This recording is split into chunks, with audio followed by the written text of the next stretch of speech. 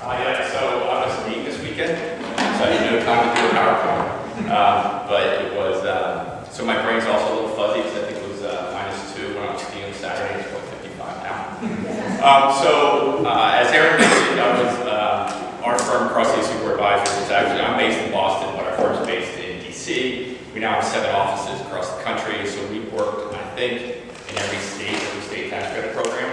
And you know, the thing that's true about state tax credit programs and state SHPO offices is they're all different, right? They don't all, one size does not fit all. So when you look around in different states, and you can get a lot of lessons from them, but it might not exactly fit to your state perfectly, but it's definitely good to look around at your neighbors, look down in Connecticut, over to Massachusetts, down to Rhode Island, and see what's going on. So in 1999, when we started working on a state tax credit in Massachusetts, the 2 programs that were really the gold standard at that point were the Maryland credit and the Rhode Island credit.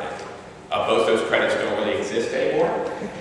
And that gives you a sense of why they're the gold standard. You think about those 2 states and their land masses, you know, they could fit into New York, and you could double them and probably still fit them into New York State. Rhode Island's credit was a fully transferable, uncapped 30% program.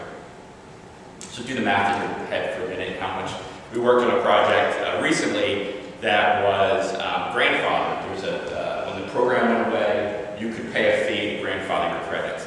That project grandfathered $35 million of credits. If you think about the tax liability in a state like Rhode Island, you take $35 million away from it, it's a lot of money. So the one thing to be careful about these different programs is how do you manage them and monitor them and make them successful, both for historic preservation purposes, but to make sure that the legislature continues to love them year after year after year.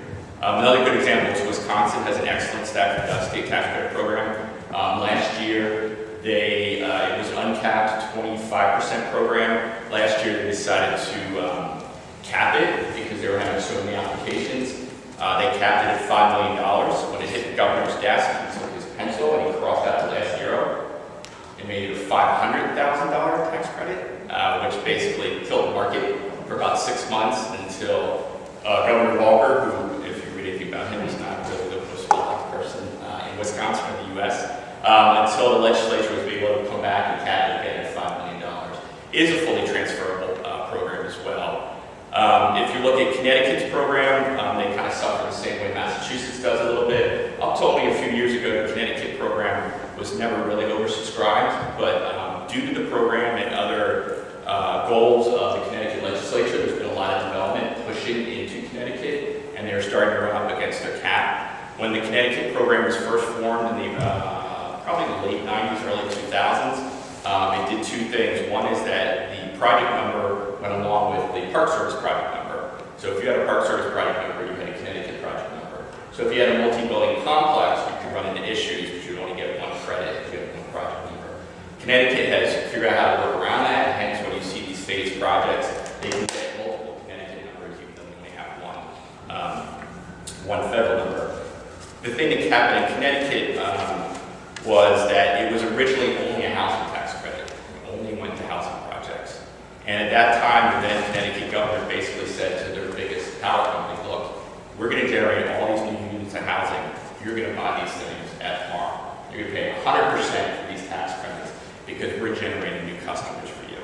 And that's basically where the program started and why Connecticut Power and Light, which is now, is it NSTAR? I don't remember if it's NSTAR, which big company it is. Eversource, thank you. Eversource continues for the most part to buy these things at par, except on non-housing projects, they have a hard time swallowing and doing that. So there is a new open market, we'll hear more about that in Connecticut, to external investors. So again, all these different flavors. Texas is a very interesting credit at the moment. Texas credit was created about 3 years ago. There's a group of folks that were trying to create a new market state tax credit in Texas, and that failed. So they immediately said to the legislator, well, what do you think about a historic credit? And the legislature said, sure, why not? So it is a 25% credit. The thing to note about Texas is Texas does not have any personal income tax. So what's the tax credit against? It's against the franchise tax, which is a very large tax and credit that corporations that do work in Texas have to pay. So this is a franchise tax credit. It's a 25% credit. It's a fully transferable credit. There is no basis test. So as you know, with the federal credit, you have to spend $5,000 or 100% of your basis, and many state tax credits follow that. Some states differ. Massachusetts is a 25% basis test. But so we have clients, large clients, that take only the Texas credit. They will have a project where they have a nonprofit investor, like a big pension fund or someone, that doesn't want to get involved in all the structure around the federal credit, and they'll be able to take an $8 or $9 million state credit. And then the market down there, you can sell that state credit for about 90 cents on the dollar. So the math is very good, but then it comes up to the issue, as Wes mentioned, that 90 cents, the developer transfers that credit directly to a for-profit buyer that is seen as a sale, as if you're selling a car, whatever, and is taxed by the IRS at the corporate tax rate. So that 90-cent credit, if it's 30 cents tax, all of a sudden your 90 cents credit is 63 cents or something that's going to the developer. So there have been interesting ways that the legal community has come up with structuring these things, hence the nonprofit donation loan structure that Wes mentioned. Nonprofit donation loan structure really started in Massachusetts. Might have started with somebody sitting up here, or we'll be talking later, and their firm really looking at how do you make this credit more efficient. At one point in Massachusetts, the Massachusetts credit, I can go back to now, when it was created in 2004, was mirrored after some of these really good states, Maryland, Rhode Island. Virginia had a very effective credit back then as well. The problem is when it got to our legislature, they were not going to do anything uncapped. So the credit started as a $15 million overall cap. So having an overall cap, the problem there is then you have to have competitive applications. And so $15 million the first year, there were 64 applications looking for about $100 million tax credit. The state set up a set of guidelines, rules. There's 12 criteria that you're supposed to meet. Those 12 criteria have a variety of pieces: economic impact, geographic distribution, good preservation, the but-for test, but for these state credits, this project will move forward. There were not a lot of credits obviously allocated in the first 2 years of the Massachusetts credit. Then in 2006, the legislature moved and they created a boost in the credit to $50 million annually. And they said, we're going to have a look-back provision, so all of a sudden there's $100 million of credit that was distributed in Massachusetts in the middle of the 2000s, 2005 through like 2009. That really incentivized or heated up the market to the point that it's oversaturated now. The credit is highly competitive, and you would wonder why do people want to spend all their time trying to get these credits. In general, at this point, there are 3 application rounds a year: January 15th, April 30th, and August 31st. It takes you a year of applying before you see any kind of allocation of state credit. So if you're a small firm, it's very difficult to have the patience to be able to apply for all these credits and wait until you start seeing these allocations. And then you have to continue to apply because they only put the credits out in small amounts. So let's say you're looking for $1 million of credit. It takes you a year to get your first tranche. Your first tranche of money might be $250,000. So how many times? You need 3 more rounds after that, right? So you basically need almost another year until you're fully filled with state tax credits. So the problem with the Massachusetts credit from that perspective is you can't take it to the bank. You can't say to a lender, look, I'm getting these state credits. And they're like, well, how much are you getting? Well, I don't know. I might be getting up to $1 million of credit. They say, well, what are you going to do if you don't get that $1 million of credit? And you have to have an answer right at some point for that. So, so the credit is really clunky relative to getting these allocations in place and getting it to work. Where it's incredibly efficient, though, is actually at the backside, because it is a fully certificated credit. It can be transferred multiple times to multiple owners. So what that does, and there's a very high base of taxpayers in Massachusetts, of corporate taxpayers that pay corporate state income tax. And so that creates a very solid market where the Massachusetts credit typically trades for around 90 cents on the dollar. It's going up. I think there's even been 92-cent sales now. So that's incredibly efficient. When the credit was first created, and Mitt Romney was the governor, he actually thought about making it just a grant, because he was worried about the efficiency of the credit. Like at the beginning of the program, when it wasn't a strong market, it was trading for 60-some cents on the dollar. And he's like, we're giving away 40 cents of our state's money to get these credits to motivate these things. Wouldn't it be better So the efficiency has been an important component of making the credit very successful in Massachusetts from that perspective. To the point where in this last state tax credit round, which finished in August, the applications were due, and we just got the award notifications in December, just 2 weeks before the next applications were due.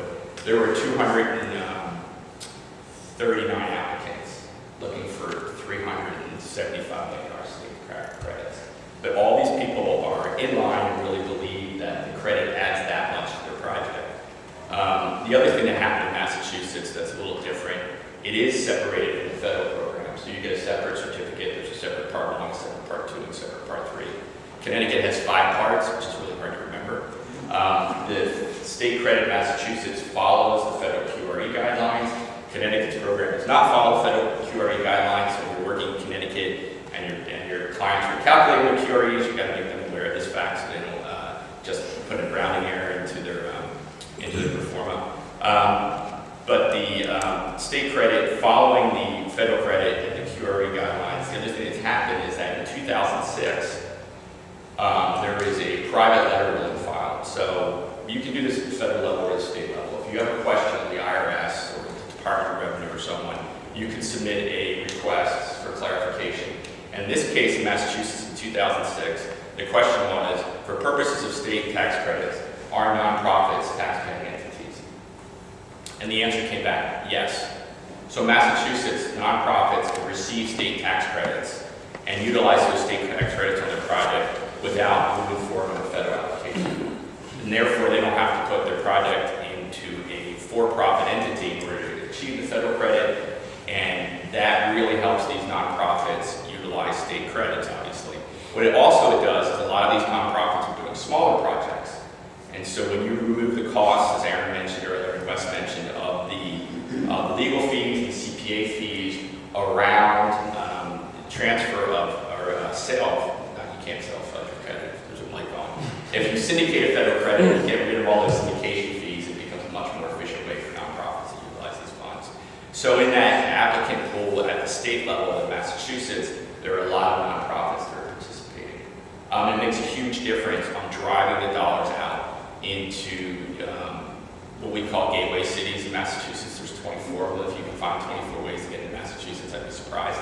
But there are 24 gateway cities. I would say they might be second-tier cities. People don't like to say that. But there are 24 gateway cities, but the dollars get really pushed out into these communities. You know, it's very similar to what happened here in New York. I mean, obviously the census tract test is to put the dollars hopefully where we need it the most.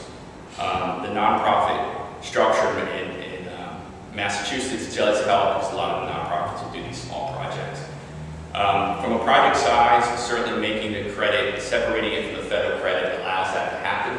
I don't know if it's a discussion happening in New York, but it certainly could make a difference for a lot of small, more neighborhood scale projects to be able to utilize it that way. The other thing to think about relative to transferability is, and these guys will talk more about the efficiency of multiple transfers of pieces at the end of it. It just does make it from a competitive perspective, New York more competitive. I mean, certainly if you look at the federal, National Trust and the National Park Service put out their records every year, the number of applications, Part 2s, and the dollar amounts associated with them.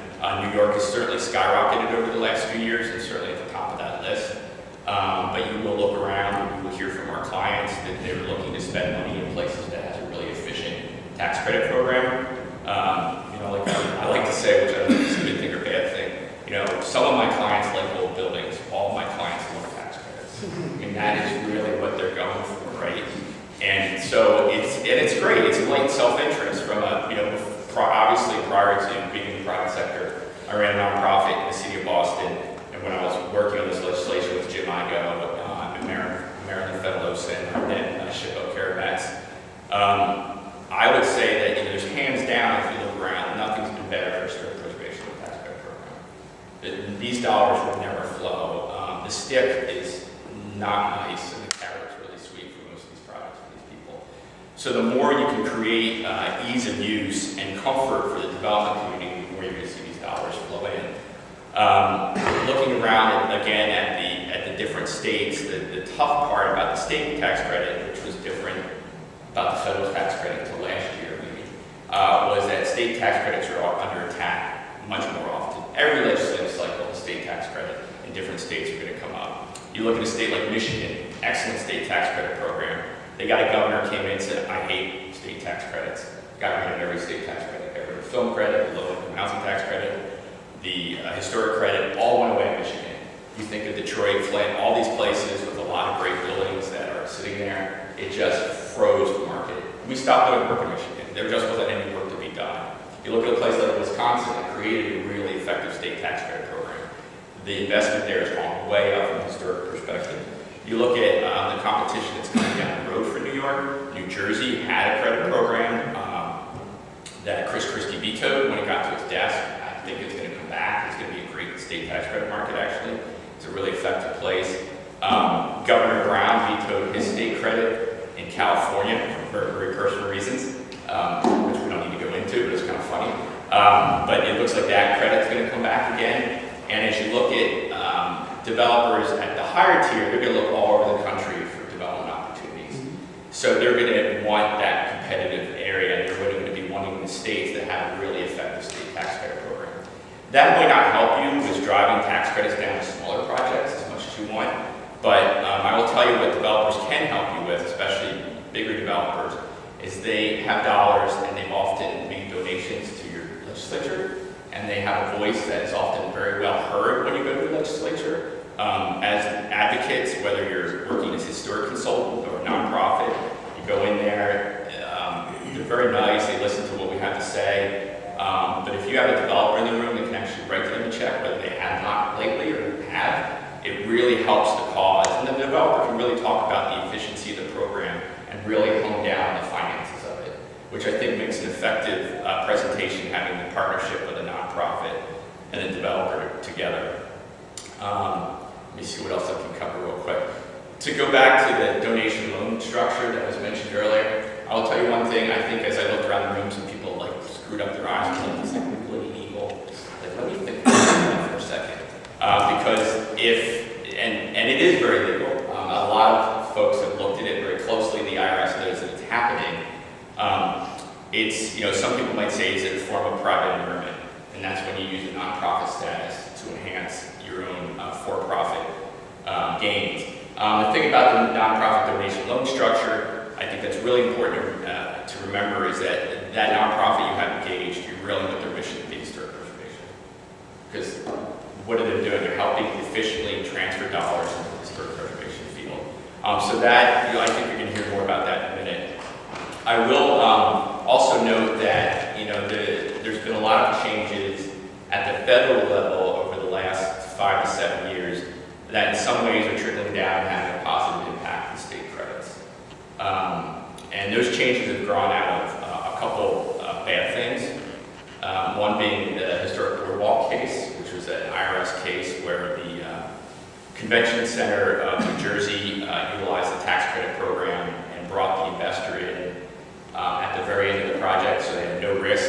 It was challenged by the IRS as being what is known as a disguised sale. The IRS, the judge said, no, it was fine. It did achieve what it was supposed to do, say this historic convention hall it did. It was appealed by the IRS.